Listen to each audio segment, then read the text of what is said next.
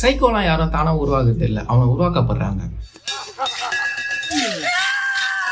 இவனை வந்து ஒரு கூண்டில் போட்டு கொடூரமாக நடத்திட்டு இருப்பாங்க. அது வந்து அவனுக்கு ரொம்ப டிப்ரெஷனாக ஆகிடும்னா, நம்மளை எப்படி பண்ணுறாங்க, இவ்வளோ ட்ரீட் பண்ணுறாங்க அப்படின்னு சொல்லிட்டு. அந்த நேரம் பார்த்து தான் ஒரு குள்ளமாக ஒருத்தன் தலையில் ஒரு மண்டவோட போட்டு ஒருத்தன் வருவான். அவன் என்ன பண்ணுவான்னு பார்த்தீங்கன்னா, இவனுக்கு ஹெல்ப் பண்ணுவான். இவன் என்ன பண்ணுவான், அந்த கூண்டை விட்டு வெளியே வந்ததுக்கு அப்புறமா ஃபர்ஸ்ட்டு அவங்க அம்மாவையும் அவங்க அக்காவையும் இவன் கொன்றுவான். அதுக்கப்புறமா இவனுக்கு டிஃபால்ட்டாகவே பெண்கள் மேலே பிடிக்காம போயிடும். எந்த பெண்ணாக இருந்தாலுமே நம்ம சும்மா விடக்கூடாது, அவங்களெல்லாம் சாப்பிடணும் அப்படின்னு சொல்லிட்டு இவங்க 2 பேருமே சேர்ந்து ஒரு பொண்ணாக கூட்டு வந்து கொலை பண்ணி சாப்பிடுறது இவங்க வேலையே. அந்த கொலை எல்லாமே கொடூரமாக இருக்கும்.